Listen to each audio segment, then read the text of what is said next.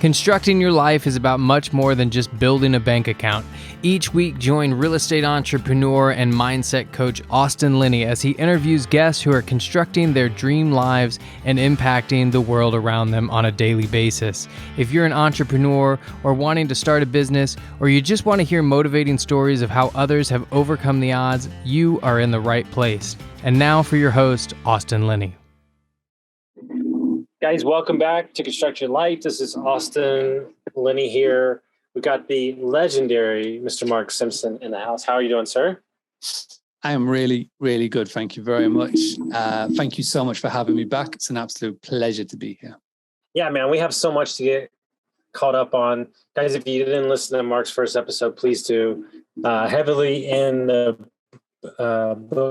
direct booking arena where he builds website for STR owners, but published author. You just went to America and spoke at an STR conference. And I mean, so many good stuff. So, I guess, we're at an interesting time right now. You're starting to see regulations either be talked about or put into, it's probably the question I get asked every day. What's your long-term view on short-term rentals? I have my own theories and my own strategies that we're using. Just curious where you are with kind of your advice to people when they're always asking about, is it going to be something forever and all that stuff like that? And I have to remind them that you do understand this has been around for 100 years, people renting out their houses, right? So yeah, no, 100%. It's the oldest. It's one of the oldest form of currency. It's the other form of like, there possibly is. So it's always going to be a talking point. And I feel what's going to happen or what is happening, and it's happening not just in like the US or Canada, it's happening all over the world, even in closer to where I live. I'm based out of the UK, and it's starting to creep in here. And I think the general consensus is that people don't mind, or the people in charge don't mind short-term rentals. What they want to make sure is that it's safe and it is accredited, and it's just not you fly by the night who are just looking to put any old shack up and try and make money out of. You know what I mean? They want it to be safe. They don't want it to be a bad reputation, because if you dial it back a bit, coming from a bed and breakfast background, for us to open our bed and breakfast, which is in the States, you call it like a small motel, you've got to jump through plenty of hoops. You've got to go through like regulations and et cetera, et cetera. And, it's to make sure that when somebody comes and stays in our property, that they're going to be safe, secure, and they can trust that they're going to, be secure and safe, which is what everybody wants. And, everybody who listens to this podcast, everybody who is in our circles provides that service. But unfortunately, there are people that don't. And those are the ones that you see on the news. Those are the ones that you see get publicized. And regulation, whatever you want to call it, and it's going to be different for me to what it is for you, to what the state over. It's not going to be like a countrywide thing. This is going to be different everywhere, and you'll start to see it pop up more and more. But regulation on a base level is a good thing, because what it will mean is it will make this industry better. It will weed out the bad eggs, and the cream always rises to the top. Okay, and every single one of you that is listening to this podcast, who is striving to be better, who's striving to make themselves better and their business better, you're gonna be the cream, and let everybody else fall out the bottom and go try something else. So that's my view on that. Well, what's interesting about this business, because you and I both have been in it for a long time, and I find this in new business too, because we own north of 12 companies as well that do different things in business sectors. And where you are with technology and everything, this business, as I describe it, it always keeps you on your toes, because we're still.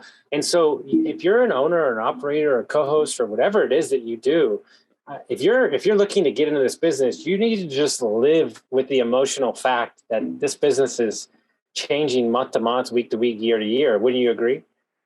Yeah, absolutely. And I feel like it's sped up even more so in the last 2 years with everything that's gone on around the world and everything that everybody's lived. It's sped up in terms of the technology that is available. Talk about the technology available now to a host who's got one property is as good as the technology that the casinos in Vegas have, and there's a massive shift in this industry. As a prime example, 2019, everybody was focused on hosts or management companies that had 10 plus properties.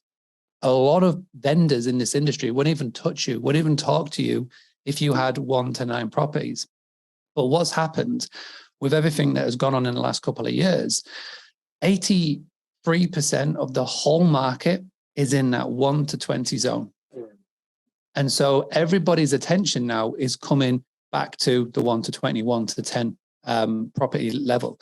And a great indicator of this to sort of back up that sort of theory is look at what Guesty, the big property management software company, did last year. They went and bought Your Porter. Your Porter is more designed to help hosts at 1 to 5 property level. And they've bought it and they've plugged it into their system. And now they've got Guesty for hosts and then they've got Guesty for pros.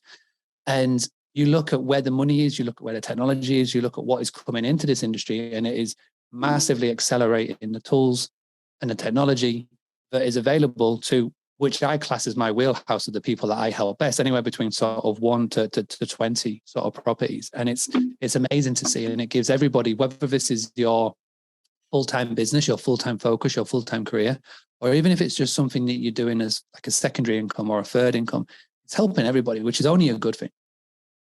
So I put out a lot of content and I've been on a lot of podcasts, and there's one topic that I bring up that gets everybody's, we'll just call them knickers. You call them knickers over there. Knickers in a twist. Yeah, that's knickers what we call in a twist.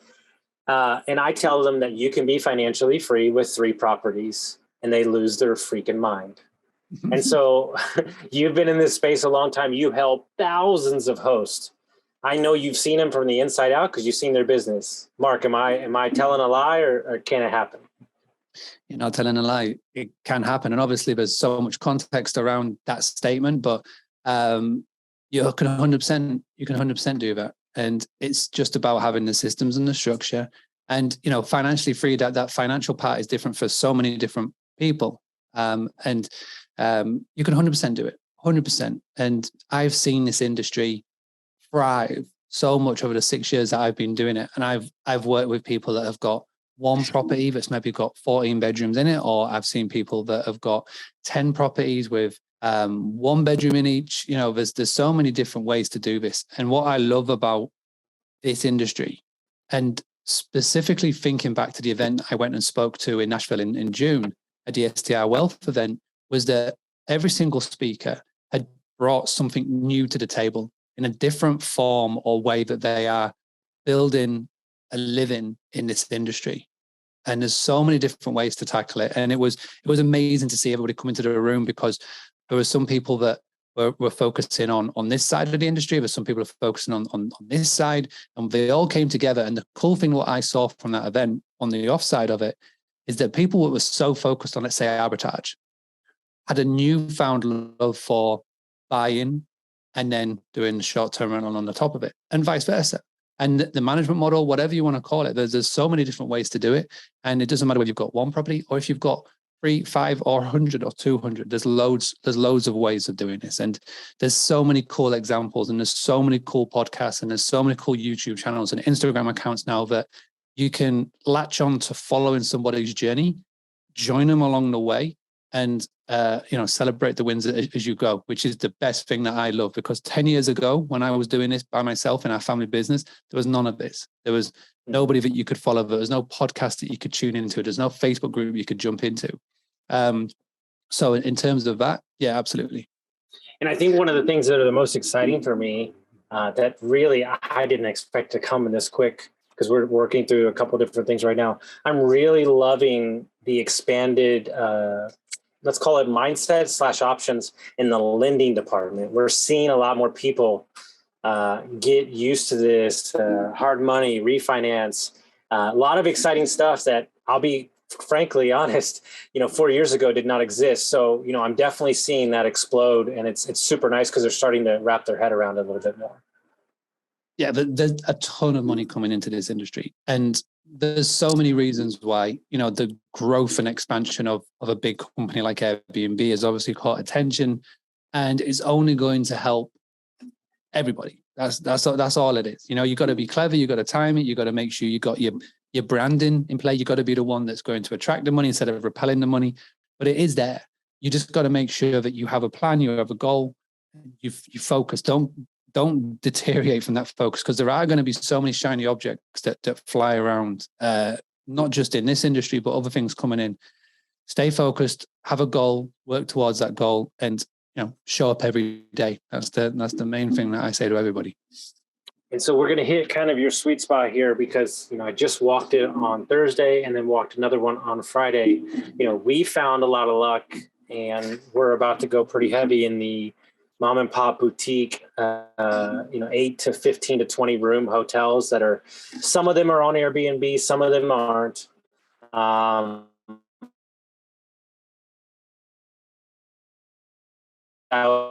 With customers team, when you get it dialed in with your team, the cleaners, everything, you can really create a space where you could supercharge something. You can rent it out to groups. You can and do that. When you see a property like this, I'm sure you have clients that you help. These hotels, actually, in my opinion, I think they actually have a better advantage, because they are born out of the direct booking channel. And we're just adding on the extra benefit of OTAs. Is that what you're seeing too? Yeah, no, 100%. And again, for a lot of people that maybe you're just coming into this world and haven't been around for like a few years, Airbnb has only recently started to work with their calendar on the main property management software that is available, Guesty, Hostfully, etc. They've only recently started to open up their two-way API. Without getting too technical, it used to always be that you had to rely on the iCal feed to be able to sync, but it wasn't talking two-way. It was only a one-way communication. This is so recent. And Airbnb purchased Hotel Tonight before 2020, so about 2019, because what they wanted to do, they wanted to tap into that revenue that they were leaving on the table, which is in the hotels, motels, B&Bs.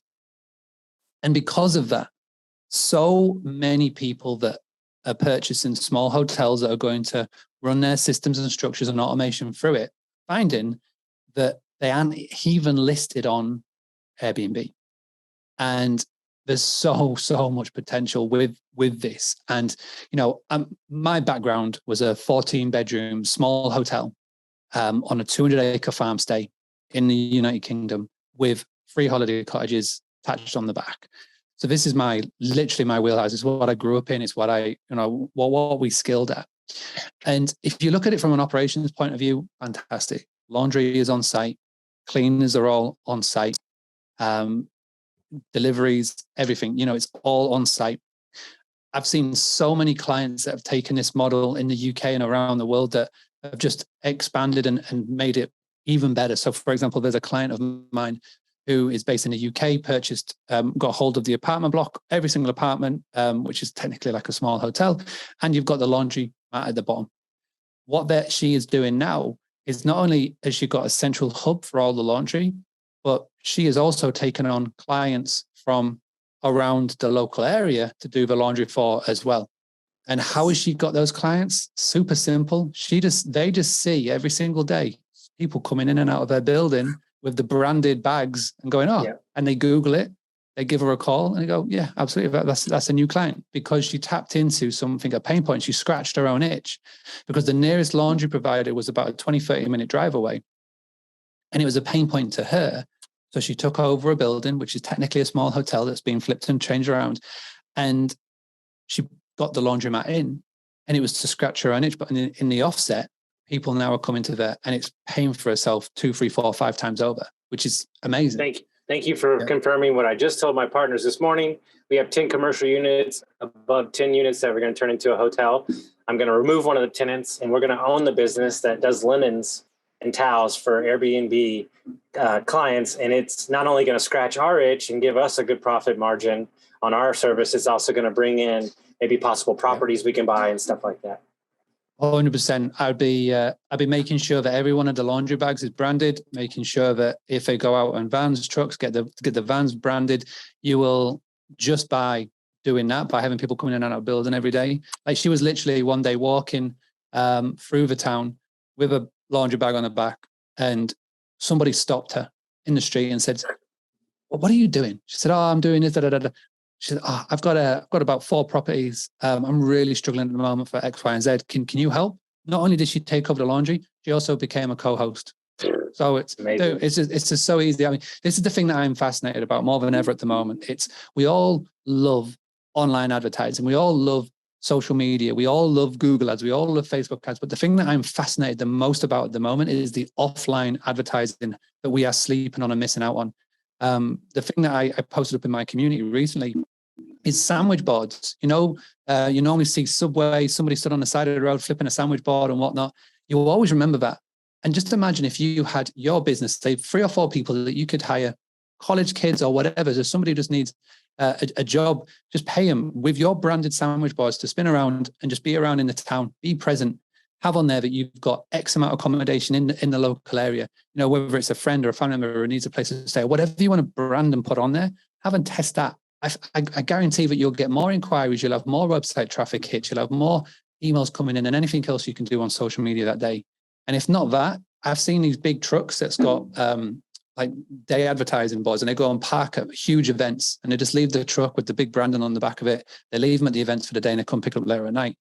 And again, if you're say that you're at a college town, or you've got a football stadium or baseball stadium or anything that's in and around your area, and you go and leave some of it's got your advertising on outside those big stadiums, 30,000, 40,000, 50,000 fans walking past it, saying, hey, next time you come to the area, do you need accommodation? Do you need a place to stay?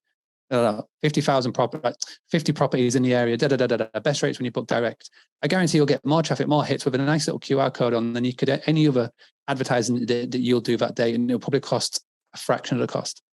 These sort of things are just going through my head more and more. It's the offline marketing that we could be doing. Didn't you, during your speech at the conference in Nashville, didn't you have everybody post on their Facebook page about their property, and didn't they get a ton of bookings?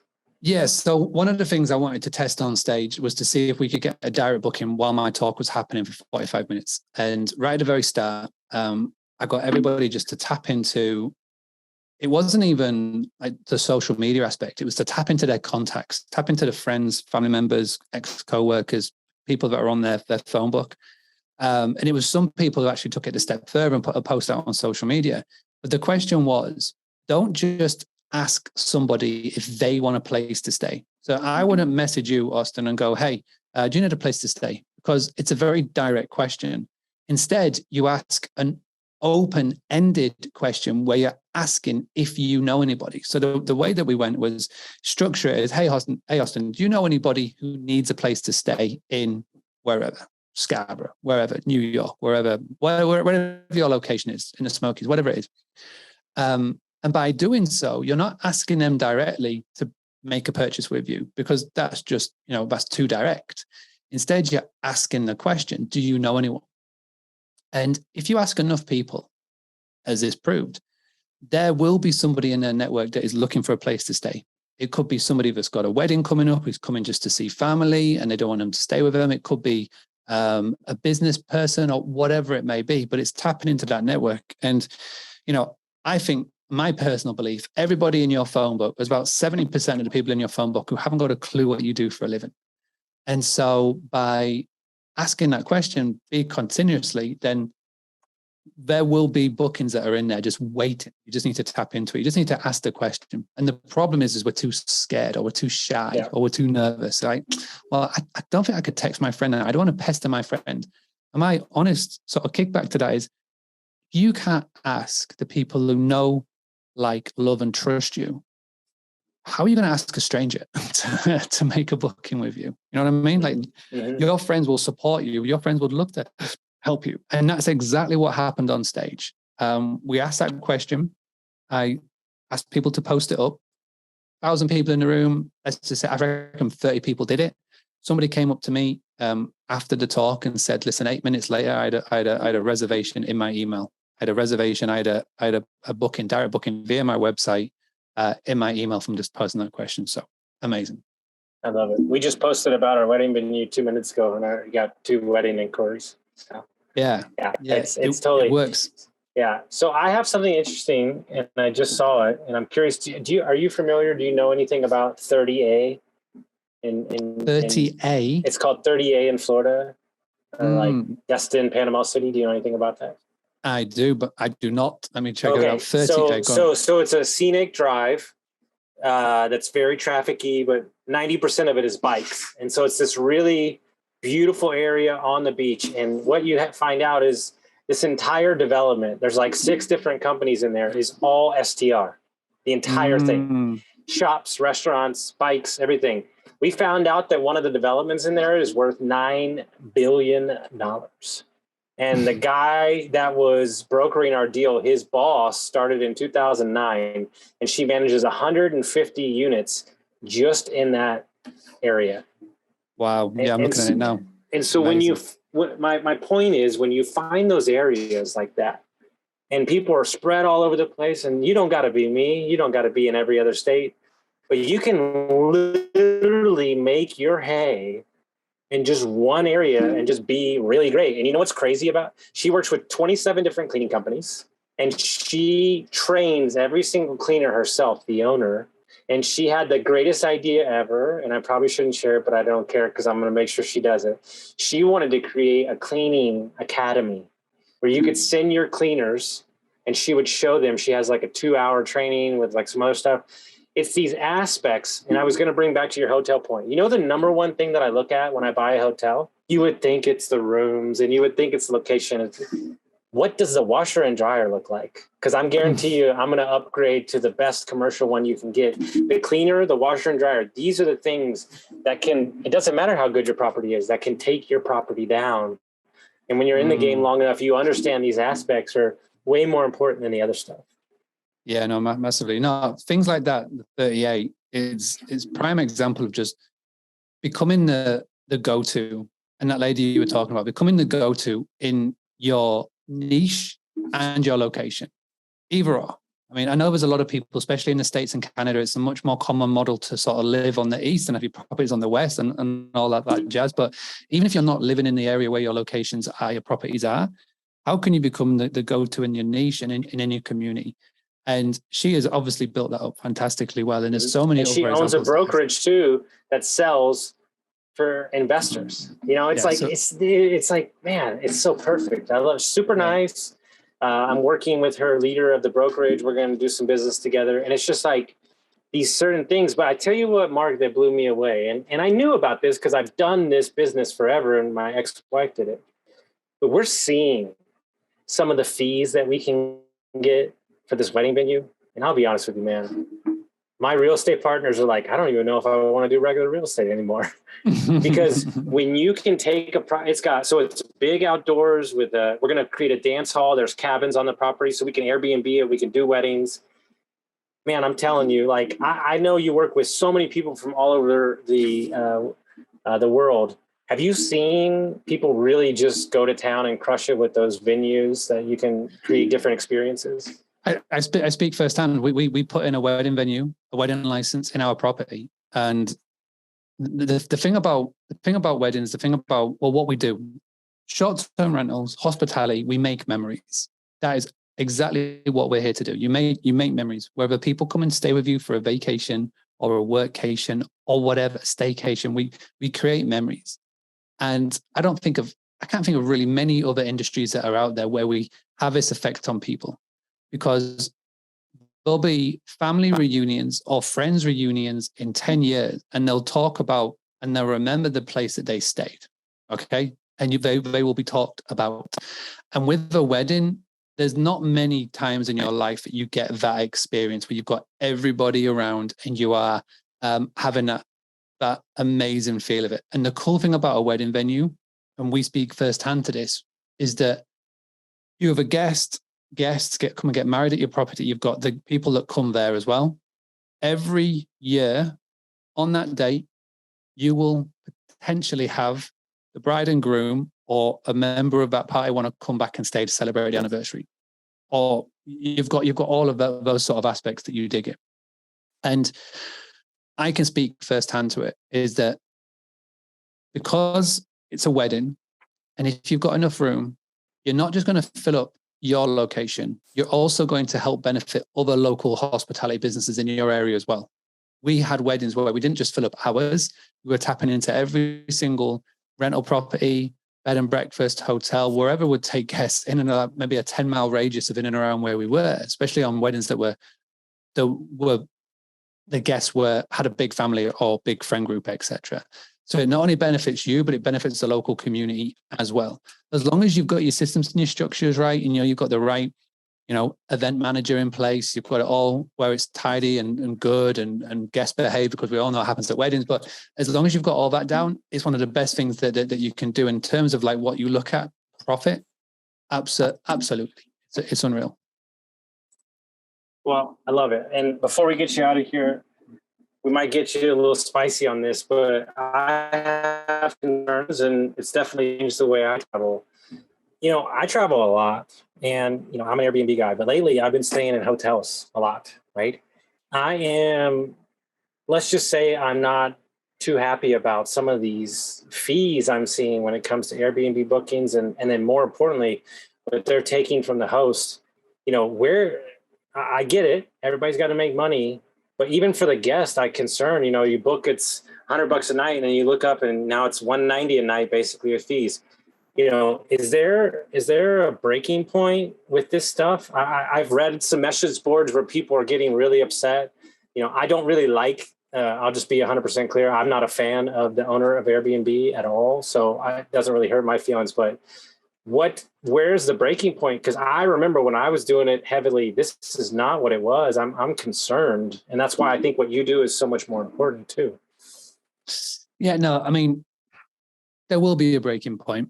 And it's not just like one person talking about this now. It's a big amount of people that are talking about not just the fees, many aspects. And Airbnb are obviously trying to become the Amazon of the world of hospitality. They are wanting to dominate this industry. They want to become the monopoly. They want to be everything in this industry. And their growth is exponential. For years, they've been trying to play catch up with the Booking Holidays group, which own Agoda and Booking.com, and the Expedia group, which is obviously Vrbo, Expedia, etc. And over the last sort of couple of years, you could argue that they've not only caught up, they've surpassed them. And because of that, becoming more well-known, fees are going up, all of that jazz. The reason why what I talk about is so important is that, and I bring it back to the book that I released, the Book Direct Playbook. I had zero option to put it anywhere else than Amazon. I couldn't do it direct. I haven't got a publishing company, like printing company behind me or anything like that. I had to put it on Amazon because Amazon have built it up so much over the last sort of 20 odd years that they are the only option. And for every book that I sell on Amazon, I have to give up 66% of my total cost in commission to the Amazon behemoth. And it sucks, but it's my only option. Now, we are very lucky at the moment in the world of hospitality is that we still have a choice. We still can do this. We still can have guests come book with us directly, because when a guest books with us directly, we've got no commission to pay. We don't have to answer to a middleman. It's on our rules. We can do, it's our guest, right? With Airbnb at the moment, because they've been playing catch up, they started with that 3% commission and then the guest pays whatever percent. They are now slowly starting to change it. And now if you connect up your Airbnb to a property management software, then you then go on their business sort of portfolio, where then the commission goes up to 14%. And the 14% is funny because if anybody's been on Booking.com and Vrbo, you'll know that your commission rate starts at 15%. So there's a little fuck you to Booking.com and Vrbo, etc. by doing 14. And when you pay the 14%, then the guest doesn't have to pay a service charge. Now, what I can see happening, what I envision happening is, this is just my opinion, but if Airbnb continue to grow and grow at the level that they're at, and Vrbo and Booking.com go down and Airbnb increases, what is stopping them turning around to all of the hosts and go, that 14% that you're currently paying? Well, I don't think it's fair because we're generating 80, 90% of your total bookings. So let's put that commission up to 20%. And then they can come back and put it up to 30, 40. They go, well, I actually think this is a 50-50 relationship. Let's do 50%. There's nothing stopping them doing that. What would stop them is you, I, and all of the listeners actually paying attention to direct bookings, sort of figuring this out and how you can generate your own bookings and not have to rely on Airbnb. even if you just spread your bookings out, and you go 30% with one channel, 30% with the other, 30% with other, and then a 10% direct, it's doing better than just putting all of your eggs in one basket. Because when you do that, you are literally playing by their rules. You are building your house, your whole business on someone else's land. And it's very risky when you start to do it. And so by reading the playbook, prime example, 101 tips, they cost barely any money to do, but it's a fantastic place to start. By listening to the podcast like this and jumping over to like the Boostly podcast, it's so important to do, because this industry, and I talk about it, I mentioned it last time I was on, I've mentioned it to all the other episodes that I've been on and all the other podcasts, is that in this industry, we are very, very lucky in that we can start a business tomorrow, take a couple of pictures on our iPhone, throw it up on one or two websites, and be pretty much guaranteed to get a reservation and money coming in. I don't know any other industry that does that. I'm trying to think, and I have Boostly, we do websites. There's no website listing site for me to go and list my services while guaranteed to be getting revenue. So that's a blessing, but it's also a curse, because it's so easy. You become over-reliant and lazy, and you just go, sorry, Airbnb will sort it. But the problem is when you go down that route is that you become over-reliant, and anything could happen. I've seen it so much in these last 4 months. Airbnb will deactivate your listing. They will cancel your account. They will ghost you on the listings for whatever reason. I've seen some reviews, I've seen some postings where a host reported that their listings dropped down, their rating dropped down to 4.3, and Airbnb cancelled their account. So you are literally could wake up one morning and it's gone. Mm-hmm. And this is a problem, because then you are literally giving all of your power to somebody else. So, we talk about fees, we talk about rates, we talk about all of that, but it boils down to is that if the owner of that property had any nous about them, they would be adopting the tactics. They'll be shopping around, they'll making sure that their rates are the best, the most competitive. They'll be educating the guests on their website to clearly state why they should book direct. They should be taking advantage of the fact now that there are so many service providers. There's so much tools and technology that helps hosts from 1 unit to 100 units, more than ever before. There is so much available that it's actually crazy if you're not tapping into it and trying to build a really good, I would say 65% of every single one of your bookings should be direct, with a 35% others. And I class others as all of them. So if you're not going to get to 65%, then there's a danger that Airbnb could do what I've just mentioned about Amazon. So perfect. If people want to find the book, they want to hear the podcast, they want to read the other book, how would they do that? So Book Direct Playbook, just go check it out on Amazon. That's the best place to go buy it. It's on Kindle, it's on Audible. If you want to find out more about what we're doing with everything else, the best place to start is Instagram. I love Instagram. Come and have a chat. It's at Boostly UK, BOOSTLY UK. Come and say hi. Come and say that you discovered us on the podcast, and we'll go from there. I love it, guys. If you got some value from this episode, send it to a friend, and we'll see you next time.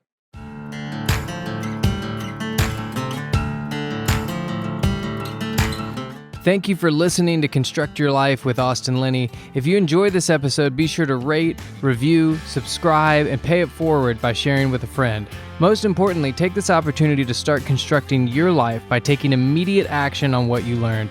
For show notes, resources, and more information on one-on-one coaching with Austin, visit constructyourlifepodcast.com.